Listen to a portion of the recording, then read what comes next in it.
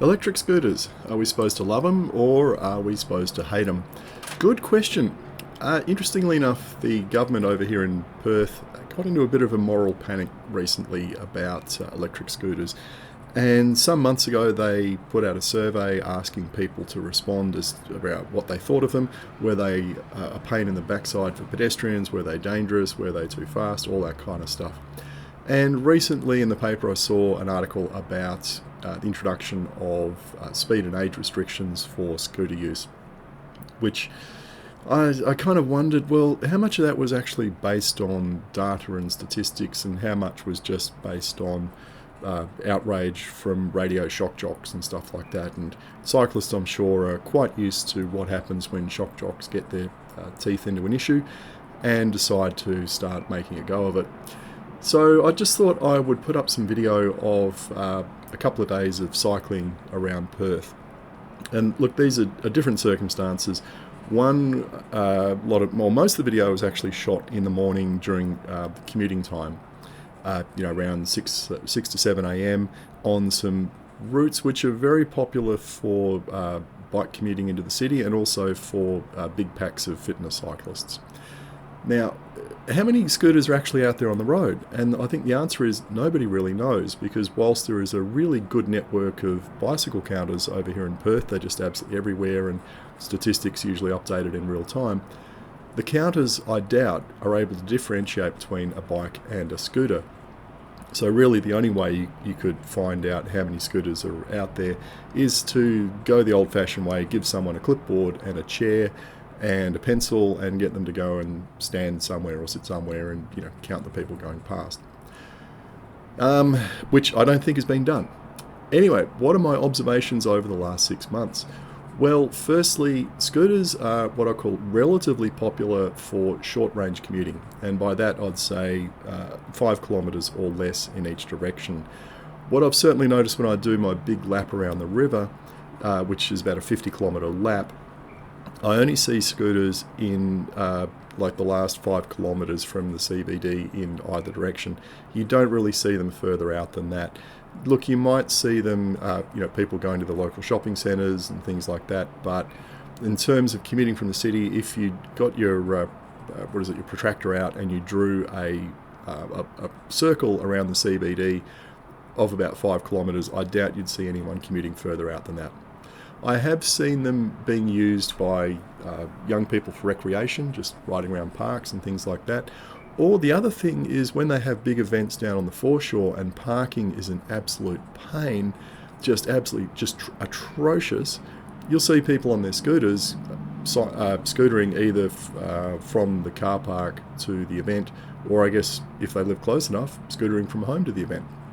So that's really good.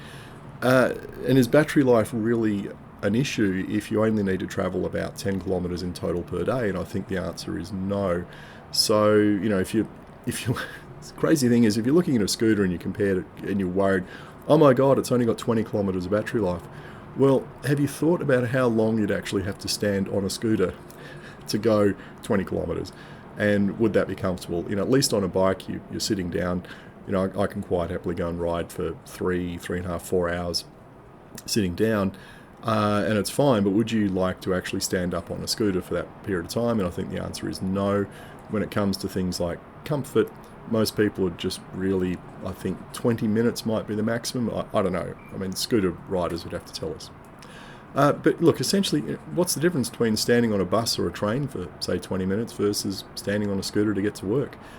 I guess on a bus or a train, if you're lucky, you can read a book or you can watch something on your phone. But you've completely given over control to the driver. Things stopping and starting all the time, you're stuck in traffic, there's no fresh air or sunshine. Although I guess in winter there's no rain either. Look, I also think that scooters are a lot more popular over here in Perth than I've ever seen in Sydney. And I think partly that's because of Perth's network of very high quality bike paths. You're very unlikely to crash your scooter because you've hit a pothole or a seam in the road or something that upsets you. Enough people have bike crashes, and bikes have nice big wheels and tyres, etc., and they can roll over a lot of obstructions. scooters tend to have these silly little wheels about the size of shopping trolley things, and we know what shopping trolleys are like. That's one of the things that really spooks me about riding a scooter, is hitting something, just even a honky nut, and down you go. So what you've probably been looking at for the last couple of minutes is not a lot of scooters. What you've been looking at is one heck of a lot of bikes. And I think, look, I've never bothered counting how many bikes I would see in a typical day on a nice summer's day, either during the morning commute or just during the day, because there's just so many of them. You just go mental counting up all the bicycles. Where it'd be quite easy to count the number of scooters. And look, here we've got a kid on their way to school. And I think that's a pretty handy use. On the bike path, there's schools which are adjacent to the bike path. So, great way for that kid to get to school. Anyway, if I was going to give an absolutely outrageous estimate, I would say there's probably 100 bicycles for every scooter. And there's certainly a hell of a lot more kids riding to school or walking to school than using scooters. And again, it'll be a ratio of 10 to 20 to 1. So is there really a big problem with scooter riding? Look, I've got to say, I've seen some quite mental people on scooters zooming along at 40 kilometres an hour on paths where they should not be doing 40 kilometres an hour. Like, no one should be doing 40. But the numbers are very small. There's not a lot of scooters, and there's not a lot of scooter riders doing that speed. Anyway, love them or hate them, I guess they're not going away.